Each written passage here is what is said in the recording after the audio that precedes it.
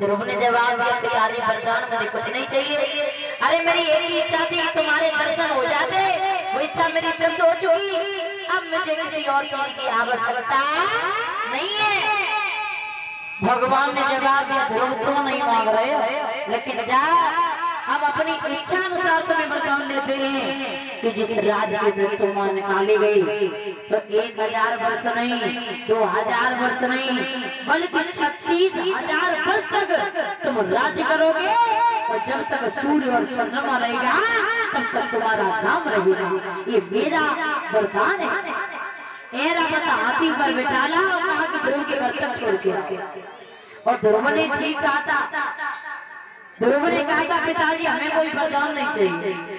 और हकीकत में प्रभु की कितनी भी भक्ति करो, जीवन में कभी कुछ मांगना नहीं चाहिए। आप लोगों ने देखा होगा कि हमारी माताएं बहनें जब नवरात्रि का टाइम आता है तो माता रानी के मंदिर में जाकर के बड़ी बड़ी अरदास लगाती है, बोले मैया मेरा फलाना काम बन जाए फिर तो मैं तेरे लिए ये कर दूंगी, फिर मैं तेरे लिए वो कर दूंगी, काम बन जाए उसके बाद।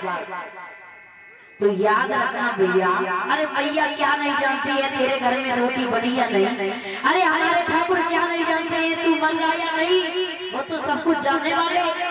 कभी जीवन में प्रभु से कुछ मांगना नहीं चाहिए। लंका पर विजय प्राप्त करके आए थे भगवान श्री राम, तो किसी को कोई पद दे दिया, किसी को कोई पद दे दिया। अब पारी आई हनुमान जी की, तो हनुमान जी से कहा है, हनुमान जी तुम हमारे सबसे बड़े प्रिय भक्त हो, तुम भी कोई पद ले लो। तो हनुमान जी ने जवाब दिया, माफ करो प्रभु हमें कोई पद नहीं चाहिए। बोले पागल हो गए क्या, जब सबने एक एक पद ले लिया, आज लंका पर विजय प्राप्त की, तुम भी एक पद ले लो।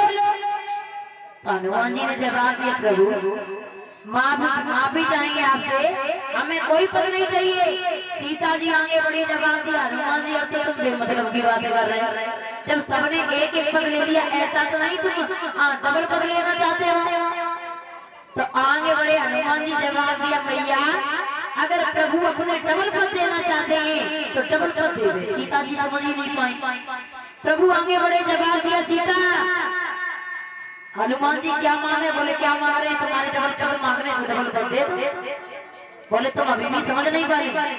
बोले हम समझ नहीं मैंने बात, हनुमान जी डबल पद मांग रहे, तुमने एक एक पद सबको दिया तो ये तुम्हारे डबल पद मांग रहे हैं। बोले सीता पागल हो गई क्या, पद्मानी जवाब दिया, हमारे चरणों की सेवा मांग रहे हैं। सीता जी आगे बढ़ी, जवाब दिया, माफ करना हनुमान, ये तो हमसे नहीं हो पाएगा, हम प्रभु राम के चरणों की सेवा ये तो मैं हम जीवन में नहीं दे पाऊंगी। तो राम आगे बढ़े, जवाब दिया, सीता एक भक्त के आगे पत्नी को पीछे हटना पड़ेगा। हनुमान जी मेरा प्रिय भक्त है और तुम इसमें इस बात में आपको बेशक खराब लगे कोई मतलब नहीं, लेकिन जाओ हनुमान जी तुम्हारी बड़ी इच्छा है तो हमारे चरणों की सेवा तुम्हारी नहीं। आप लोगों ने आज भी तस्वीर देखी होगी राम सीता हनुमान जी की, तो हनुमान कैसे बैठे होंगे अपने घुटनों के बल, और उनकी निगाहें कहाँ होंगी, भगवान के चरणों में। वो साफ साफ कहते हैं कि संसार में दादा कुछ भी नहीं है, जो भी है भगवान के चरणों में। तो जीवन में कभी प्रभु से कुछ मांगना नहीं चाहिए। ऐरावत हाथी पर बिठाया, भेज दिया। अब गांव वालों को पता चला कि ध्रुव तपस्या करके लौट रही है, भगवान के दर्शन नहीं होंगे तो आप भक्त के ही दर्शन कर ले।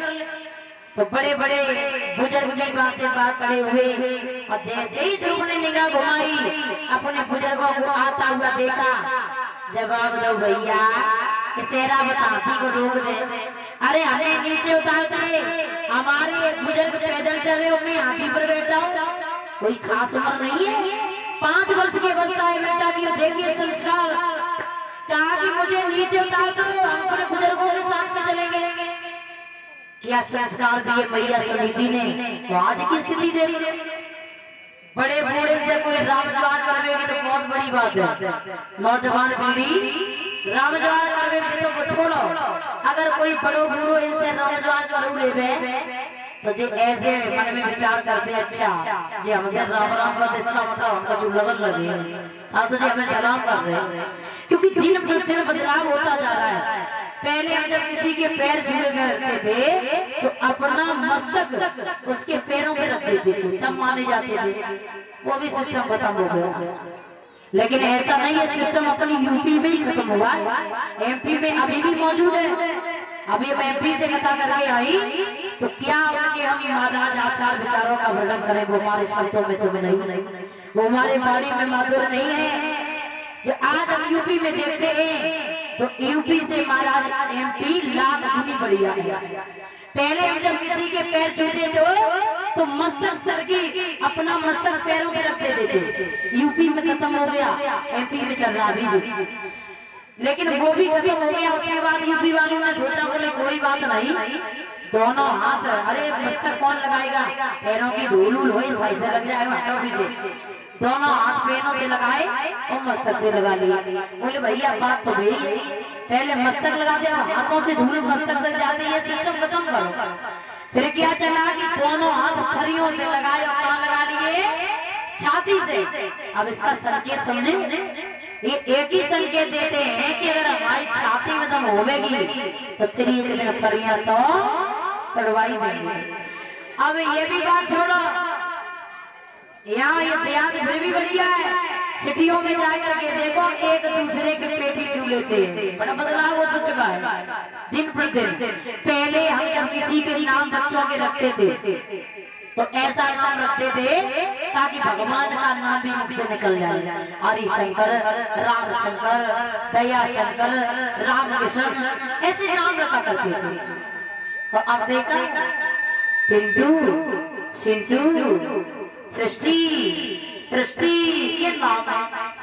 और ये जो देहातों कहते हैं महाराज सिटियों में फिर भी ठीक है, जो देहातों में बच्चों के नाम है वो सिटियों में कुत्ता कुत्तियों के नाम है। मैं सत्य कह रही हूँ, इतना बदलाव हो चुका है भूतल पर दिन प्रतिदिन।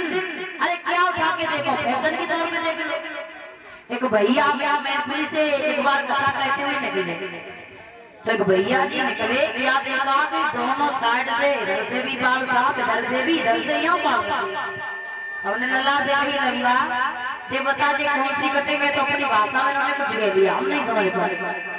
तो हमने बैठ के उस समय सोचा, गाड़ी में बैठे बैठे हमने ये बताओ परमात्मा, ये भैया कटिंग तो कटाए, पहले के जब जमींदार हुआ करते थे, पहले के जमींदार हुआ करते थे, जब किसी को सजा देते थे तो दोनों साइडों के बालों को कटवा के छोड़ देते थे। अब तो जय सरवन में मरे जाए परमात्मा, ये नौजवान पीढ़ी कौन से जमींदार की सजा भुगत रही है। कितना बदलाव हो चुका है हमारे भूतल पर।